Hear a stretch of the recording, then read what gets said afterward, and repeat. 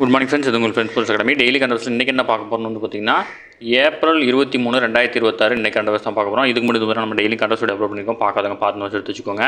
அது மட்டும் இல்லாமல் நம்ம சேனல் வந்து சப்ஸ்கிரைப் பண்ணி சப்போர்ட் பண்ணுங்கள். முடிஞ்சவங்க ஃப்ரெண்ட்ஸில் ஷேர் பண்ணுங்கள். நம்மளுடைய ஃப்ரெண்ட்ஸ் போலீஸ் அகாடமி அப்படின்ற டெலகிராம் சேனலில் ஜாயின் பண்ணிக்கோங்க. டிஸ்கிரிப்ஷனில் லிங்க் கொடுத்துருக்கேன், டச் பண்ணி ஜாயின் பண்ணிக்கோங்க. இம்பார்ட்டன்ட் அப்டேட்ஸ் நம்ம வந்து அதெல்லாம் ஒன்று கொடுப்போம். நம்ம கரண்ட் அஃபேர்ஸ் பார்க்கறதுக்கு முன்னாடி நமது பயிற்சி சார்பில் 2026ஆம் ஆண்டு காவலர் தேர்வுக்காக சிறை அப்படின்ற ஆன்லைன் டெஸ்ட் பேஜ் வந்து பார்த்தீங்கன்னா தொடங்கியிருக்கோம். மே 1ஆம் தேதியிலேருந்து வந்து பார்த்தீங்கன்னா டெஸ்ட் தொடங்குது. 6 மாத காலம் டெஸ்ட் பேஜ், 65 தேர்விலும் 6000 வினாக்கள் உங்களுக்கு கிடைக்கும்.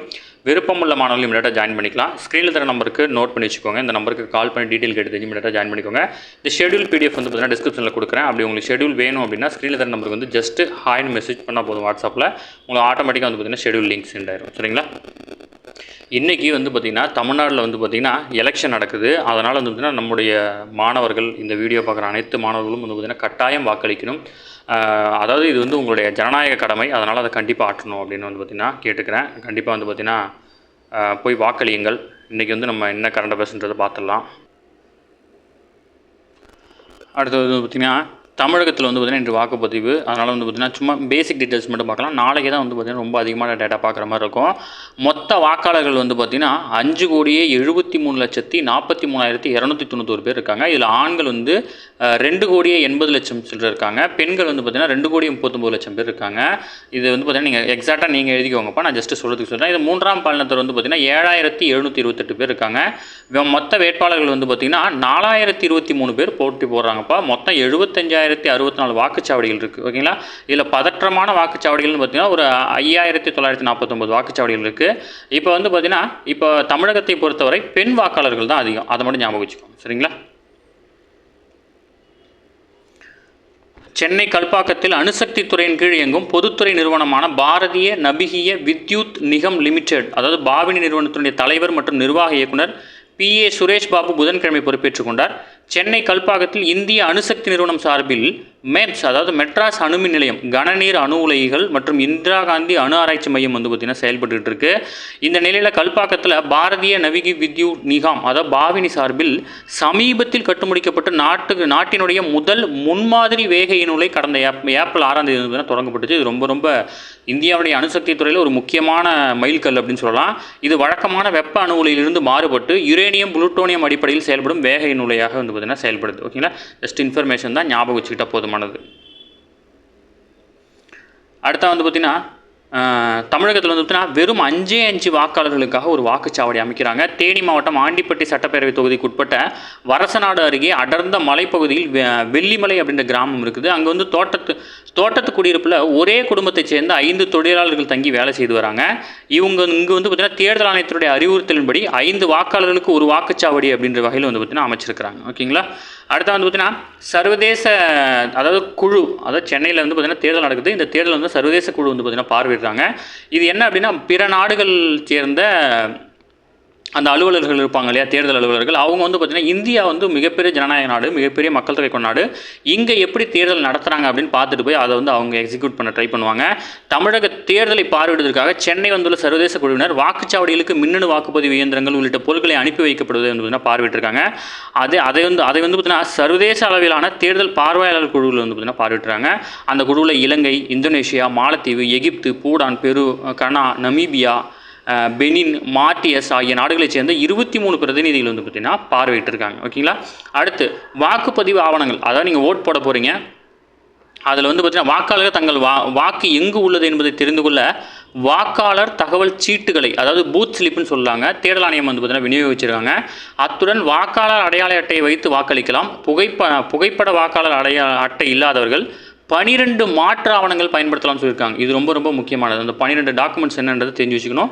இன்டர்வியூ பேனலில் போகிற கொஸ்டின்ஸில் இதுலேருந்து ஒரு கொஸ்டின் கேட்க வாய்ப்பு இருக்குப்பா. நீங்கள் வந்து ஜஸ்ட்டு வந்து பார்த்தீங்கன்னா நீங்கள் ஓட்டு போட்டிங்களா, என்ன டாக்குமெண்ட் சப்மிட் பண்ணீங்க, வேறு என்னென்ன சப்மிட் பண்ணலாம் அப்படின்லாம் கேட்டுருவாங்க. நீங்கள் தான் கேர்ஃபுல்லாக படிச்சுக்கணும். சரிங்களா? ஏன்னா கண்டிப்பாக நீங்கள் ஓட்டு போட போயிருப்பீங்க. அதேமாதிரி வாக்காளர்கள் தங்கள் வாக்குகளை எங்கு உள்ளது என்பதை தெரிந்து கொள்ள எது தேவைப்படுது அப்படின்னா பூத் ஸ்லிப்னு சொல்லணும். இது முக்கியமான கொஸ்டின் தான். ஓகேங்களா?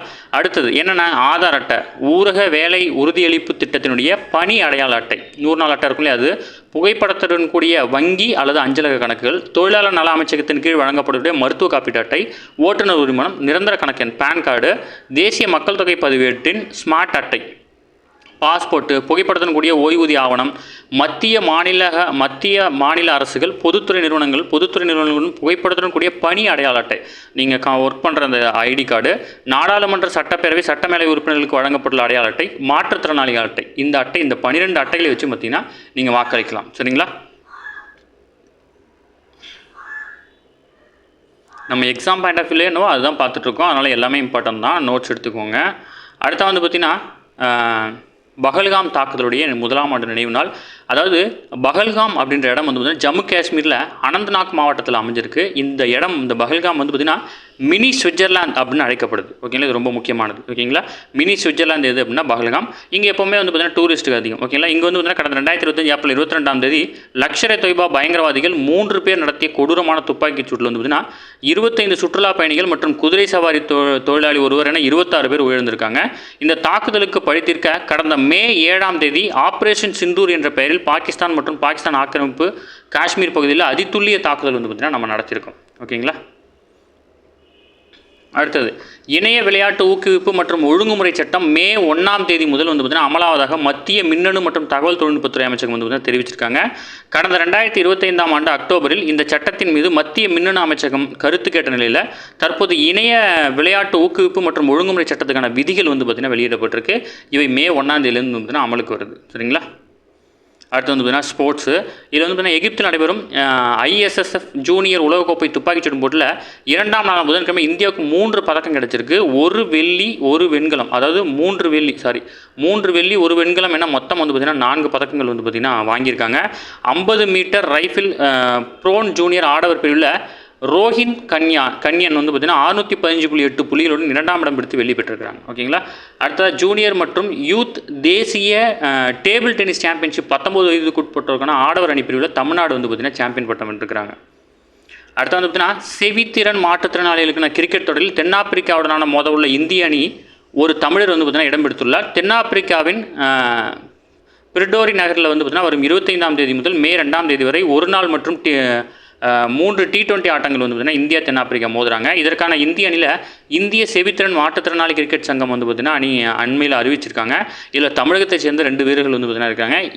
சாய் ஆகாஷ், சுதர்ஷன் 2 பேர் இருக்காங்க. ஓகேங்களா? அடுத்து வந்து பார்த்திங்கன்னா பிரிட்டனில் வருங்கால தலைமுறையினர் புகைப்பிடிக்கும் பழக்கத்திற்கு உள்ளாவதை தடுக்கும் வகையில் 2009 முதல் பிறந்தவர்களுக்கு சிகரெட் விற்பனை வாழ்நாள் தடை விதிக்கும் வரலாற்று சிறப்புமிக்க மசோதா என்பது அந்நாட்டு நாடாளுமன்றம் வந்து நிறைவேற்றிருக்கிறது. தற்போது 18 வயது என்பது குறைந்தபட்ச வரம்பாக உள்ளது. ஓகேங்களா? இனி ஒவ்வொரு ஆண்டும் இந்த வயது வரம்பு உயர்த்தப்படும். இதன் விளைவாக இன்றைய சிறுவர்கள் தங்கள் வாழ்நாள் முழுவதும் சிகரெட் வழங்குவதற்கான சட்டப்பூர்வ உரிமையை ஒருபோதும் பெற முடியாது அப்படின்னு சொல்லியிருக்காங்க. அரசர் சார்லஸுடைய ஒப்புதலுக்கு பிறகு நடைமுறைக்கு வர உள்ள இந்த சட்டம் வெறும் சிகரெட் மட்டுமின்றி புகையிலை சார்ந்த இதர பொருட்களையும் வந்து பார்த்திங்கன்னா தடை செய்யுது. ஓகேங்களா? இது ரொம்ப ரொம்ப முக்கியமான ஒரு சட்டத்திட்டம். நோட் பண்ணி வச்சுக்கோங்க, கேட்க வாய்ப்பு இருக்குது. பிரிட்டனில் வந்து பார்த்திங்கன்னா இந்த சட்டத்திட்டம் கொண்டு வராங்க. ஓகே ஃப்ரெண்ட்ஸ், இன்றைக்கி கண்டப்ஸ் அவ்வளோதான். இது டெய்லி கண்டப்ஸை டெய்லி பார்த்துருங்க. அப்போ தான் மந்த்லி வீக்லி படிக்கும்போது உங்களுக்கு ஈஸியாக இருக்கும். நம்ம சேனல் சப்ஸ்கிரைப் பண்ணி சப்போர்ட் பண்ணுங்கள். முடிஞ்சவங்க ஃப்ரெண்ட்ஸில் ஷேர் பண்ணுங்கள்.